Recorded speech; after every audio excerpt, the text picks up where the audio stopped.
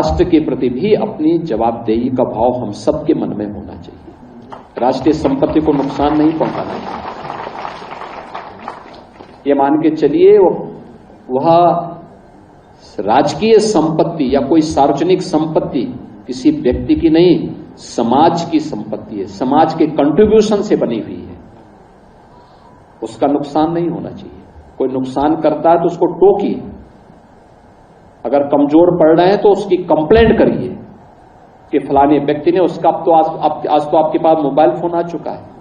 Smartphone है, उसका लीजिए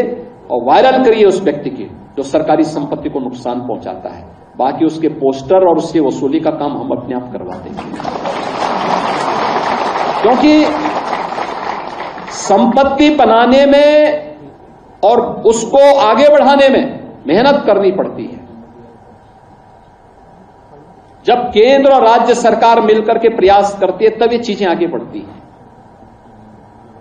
अन्यथा उजाड़ने में समय नहीं लगता।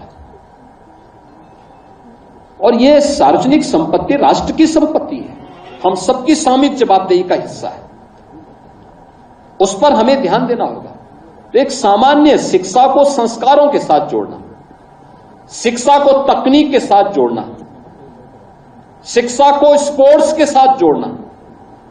सर्वांगीण विकास का माध्यम शिक्षा होनी चाहिए। और राष्ट्रीय शिक्षा नीति इन्हीं सब बातों से प्रेरित होकर के 2020 में प्रधानमंत्री जी ने देश के अंदर लागू की थी। आज उसके बहुत अच्छे परिणाम सामने आने वाले हैं और मुझे बड़ा विश्वास है कि प्रदेश स्तर पर मेरिट में स्थान बनाने वाले सभी छात्र छात्राएं, जनपद स्तर पर मेरिट में स्थान बनाने वाले सभी छात्र छात्राएं